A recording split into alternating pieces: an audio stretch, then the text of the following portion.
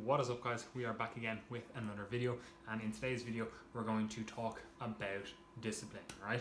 And I know with the whole lockdown, the whole situation that we're in currently, and will continue to be in, at least in my industry, the fitness industry, we will continue to be into that until August time, maybe, perhaps, hopefully. So I want to just talk about discipline, because this is something that we've been talking a lot with our clients about, as obviously if we're trying to get results and our entire schedule, our entire life has changed, it can be very hard to stay disciplined, right? However, discipline is what's going to get you through this whole thing, right? Now I'm going to take you through how that applies to me, because hopefully that'll give you some sort of idea of how you can help bring a little bit more discipline into your life, and then hopefully achieve the goals that you're trying to achieve. So rather than thinking of this as, oh, he's telling me this is how I should train, or this is how I should eat, or whatever, use this as some sort of like guiding framework so that you can bring that into your own life and then apply the principles towards whatever goals it is that you have. So like with me currently, like obviously if you're listening to this, you're listening on the Triage channel. So I have a business, Triage, and obviously with the whole fitness industry closing down, my business has been affected. So we obviously lost a good few clients at the start of this, and then also a little bit later on when they announced that this is going to go on a little bit longer than expected. However, like, business is picking up back again, because now people realize that we are in this for another 3 months, and most people don't want to just give up 3 months of their life and never get them back. So rather than just going, forget about everything, I'll come back when I can actually train in September or whatever, people are getting back on the game train, if you will.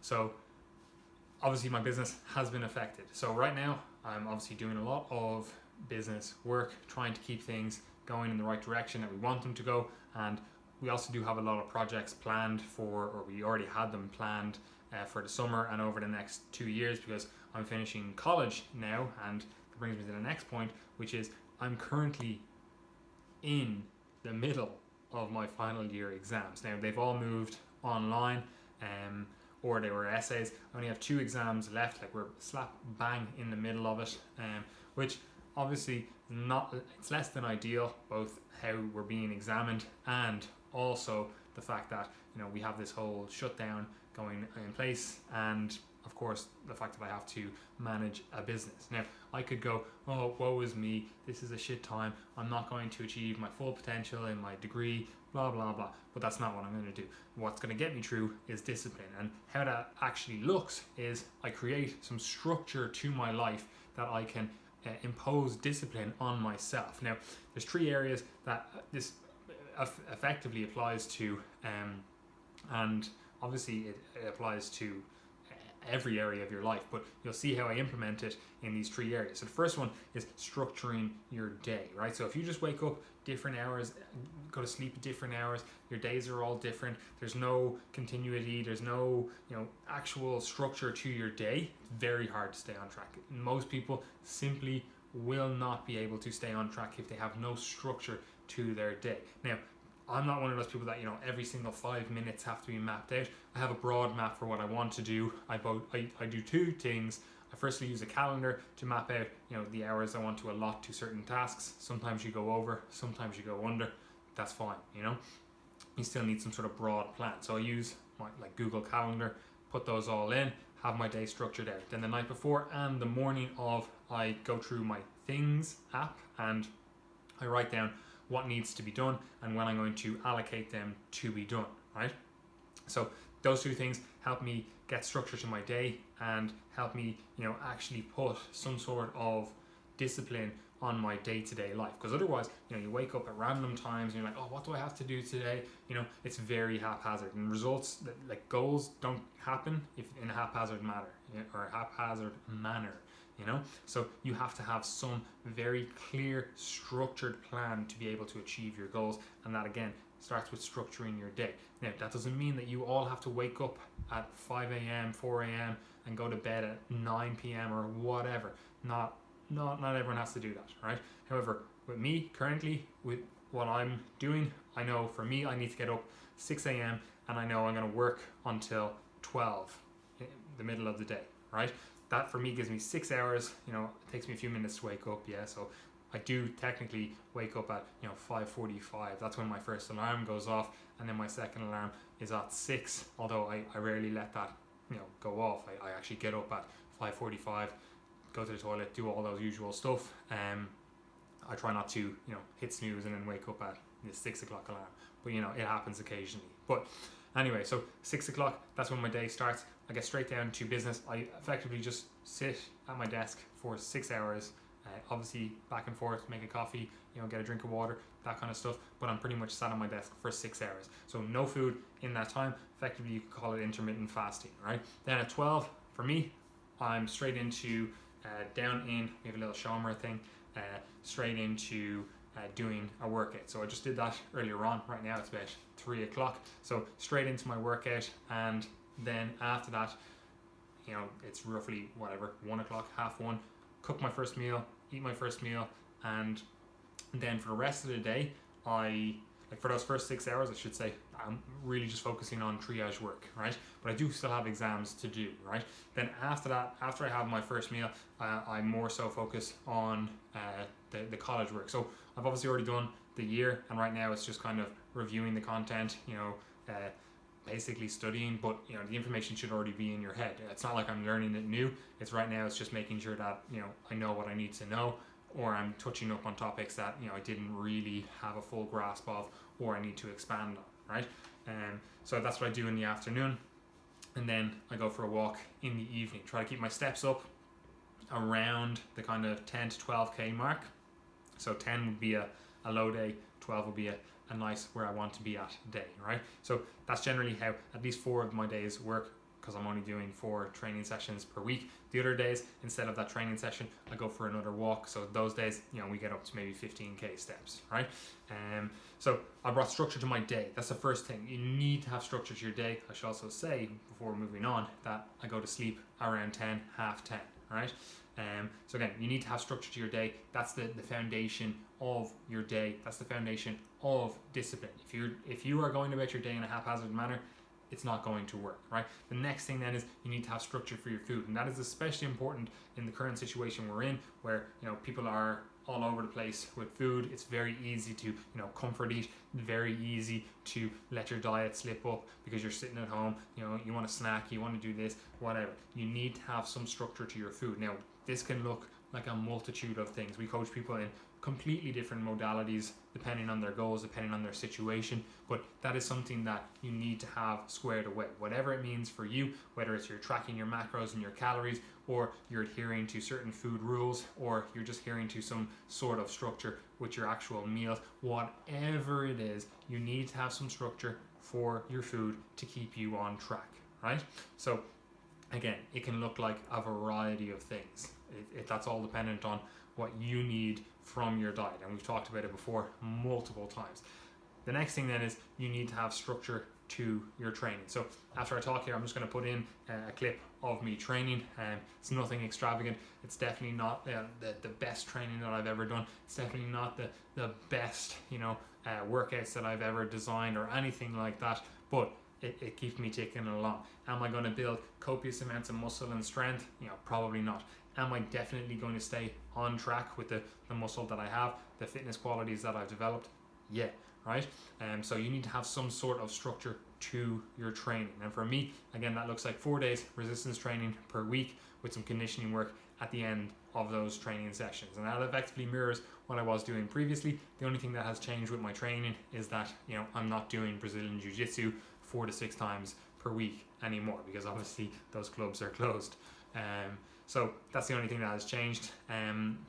So with training, you need to create some sort of structure, both in terms of the training program and then how you're going to progress it. This is especially true if you're not going to be able to get into the gym for the next few months, effectively, again, depending on when you listen to this. But if you're not going to be in the gym until September, maybe, you need to have some sort of progression scheme in place for what you have access to training equipment wise. So the first thing you can progress is obviously the weight, right? Now that's obviously the way most people will progress their training program in a day-to-day setting, in a normal setting, you just add more weight to the bar, right?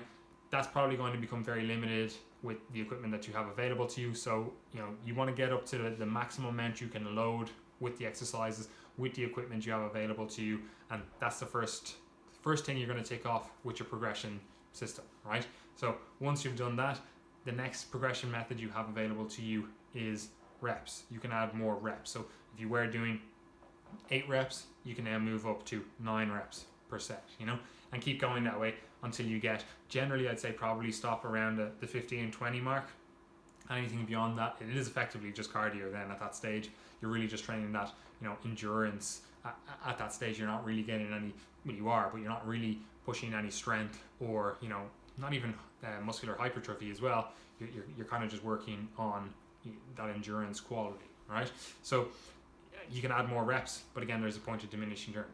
There's also a point of diminishing return with just adding more weight. So you have reps, then after that you have sets. You can do more sets. If you were doing 3 sets, you can move it up to 5 sets, right? But again, there's a point of diminishing returns where you're just doing 40 sets per workout, and it takes 4 hours to do.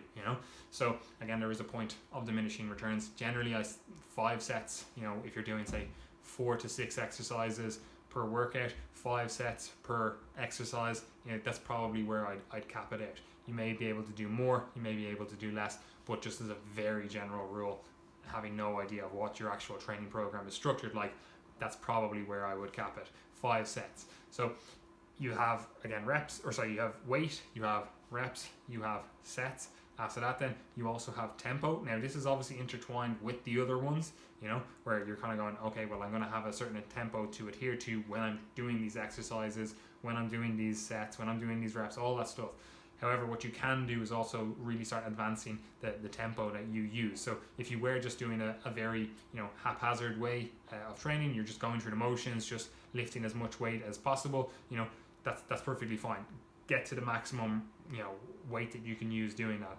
Get to the maximum reps you can do doing that. Get to the maximum sets you can do doing that. But what you can also start doing is adding on tempo. Now, if you do start adding on tempo, you probably will have to reduce some of the other progressions that you've been doing. If you go from doing 1 second per rep to doing 5 seconds per rep, you've dramatically increased both the time that you're spending training, but also dramatically increased the amount of actual tension on the muscle. So you're not going to be able to do as much weight. You're not going to be able to do as much reps or sets. So that should be pretty obvious.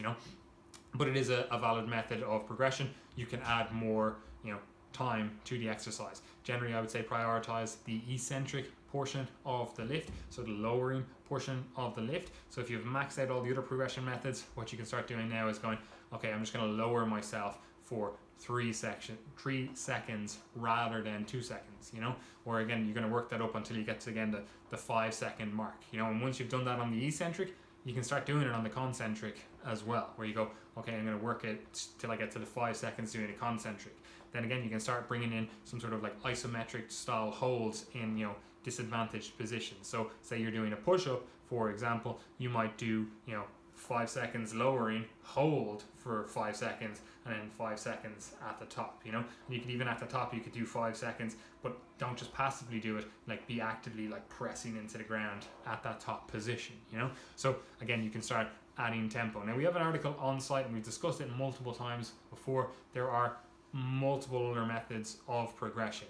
Another one I should just mention here, because it's one of the basic ones, is your rest periods. You can also, once you've done all those other things, reduce the rest periods that you are utilizing. So again, there's a point of diminishing returns. Like, what are you going to be doing? 15 seconds, 10 seconds in between your sets? Like, it's unrealistic, But again, these are all progression methods, and what you need to be thinking of now is you want to bring some structure to your training so that you have a progression method in mind that you are working towards, that's going to attack the fitness qualities that you want to train, and the adaptations you want to get, so that when we are able to go back into the gym and everything goes back to normal, you're ready for that. And if not, if you haven't at least progressed, you have at least maintained what you have previously got. And this is something that a lot of people have been wondering. Like, we've got a lot of inquiries and stuff where people are like, oh, well, can I train effectively doing this without equipment, or I only have 2 dumbbells here, or a kettlebell, or whatever. And first of all, you realize how disconnected the fitness industry professionals are from the general public. When you see all these videos where people are like, this is how you optimize your home gym, and they basically just spend 3k on like a fully equipped home gym, which is just unrealistic for 99% of the population. They're not going to spend 3k on effectively what's a hobby to them. It's not their livelihood, which for these fitness professionals, obviously that is their livelihood, so they're more likely to do that. But if you're just living in an apartment or whatever, you're not going to buy 3k worth of some rack and weights and stuff. Like, it's unrealistic. And you see a lot of like fitness professionals suggesting stuff like that, which is reckless, really. But effectively, whatever you have available to you, you can create a challenge. Now, is it the most optimal challenge? Probably not, but it is a challenge nonetheless. And I always argue, like, realistically, you never have access to optimal challenges anyway. Like, not everyone has access to the fully kitted out gyms you see where you have the best of the best machines. Most people just have access to like a GAA gym or a local community gym or whatever it is, which it has good equipment, but it's not the best. It doesn't have like perfectly designed strength profiles, nothing like that. It's just here we got a rack, here we got some weights, have at it. So most people don't have access to the best of the best anyway, and they still get great results. So just because now only have access to even less than what you previously had, that does not mean that you aren't able to get significant results. And I'm lucky in a way, because like Marco Dwyer, he literally lives like 2 minutes down the road from me, like he just gave me a barbell, some weights, and I also stole a Rogue Echo bike from him. And I realized just how privileged I am to have access to those, and also to have the space to put them in. Like, again, I have this like showroom out in my back garden, which I can house them in. I realize that a lot of people don't have access to that, but effectively what I want to say is, whatever you have available to you, you can get an adequate stimulus. Like the weights that I have available to me down there, they're not the maximal weights that I can lift. They're not these are not the exercises that I would choose if you were to say what's the best exercise for your chest development or whatever. These are not the exercises that I would choose. However, they allow me to provide a stimulus to keep myself progressing in a manner that I want to keep progressing. Because again, like, I'm thinking in 3 months time, 6 months time, I'm like, where do I want to be? And we'll discuss that in another video, and where we want to be with the company, where we want to be with our own fitness goals, all that kind of stuff. But I'm thinking about down the road, where do I want to be? And can I afford to just do nothing for 3 months? Probably not. Like, yeah, in the grand scheme of things, when I look back over my life, when I lived to be 120, I'd be like, I remember that summer where I just didn't work out or didn't do anything like that. That'll be fine. However, we're in the growth phase of our business where I'm enjoying training. I want to be as healthy as possible, and I realize that I'm not going to have multiple decades more of training available to me. How long am I going to be able to progress, say a front squat or something? Am I going to keep doing that when I'm 70? Probably not. So I'm like, I want to make the most of what I have available to me. I want to maximize my results, my lifetime results, like become the best I can, in the time that I can become the best I can. So I'm not skipping on training days, I'm not skipping on progress, I'm keeping that discipline in my life so that I can actually achieve my goals. And this is something that I think a lot of people have become aware of, that once a few dominoes in their life start to fall, they lose all discipline. They lose like who they are as a person. And you see it a lot in the fitness industry, because training kind of defines a lot of people. It defines who they are, and once you've taken that away from them, like, people get very almost depressed. Probably is a mild form of depression. So they get this lack of discipline, and it bleeds over into all areas of their life, and all of a sudden their sleep is shit, their ability to concentrate is shit, their ability to have normal human interactions, and obviously it's stunted at the moment, but even in like an online setting, it's shit. Like, their whole life falls apart because discipline has fallen apart from their life. There's no progress to be made, or what they see in their life, there's no progress to be made, and as a result they're like, I'm just going to kind of give up for a while. And that's not what we want to get into. So bring some discipline back into your life, and I guarantee you it will bleed over into the other areas of your life, and it will bring you closer to your goals. Now, I'm going to leave you with some training footage. Okay. Right, so 2 25 kg dumbbells. You can see the weight on here, because I know everyone's like, oh, you didn't put that in your bag. Yeah, right, so 2 of them going in the bag. I've already done 2 sets of this, so I know I can do it. I also use this for doing a kind of ruck march. Like, this is a pretty hardy bag. It carries 45 litres. This is technically more than 45 litres, but it seems to hold up nice against these anyway. Apparently not. But yeah, so 50 kilos in this. And do some push-ups. The hardest bit about this is actually getting it on your back, because obviously, naturally enough, it weighs 50 kilos and I only weigh 95.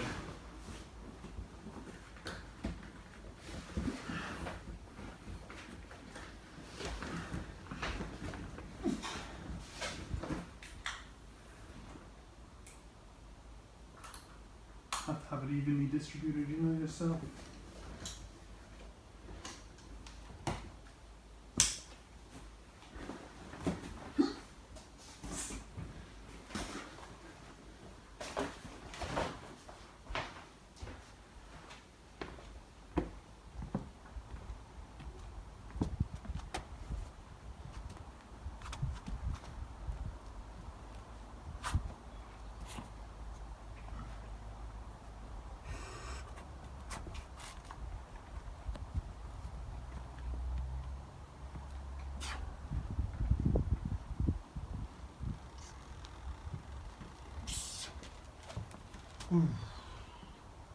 Yeah, getting it off is a tough bit.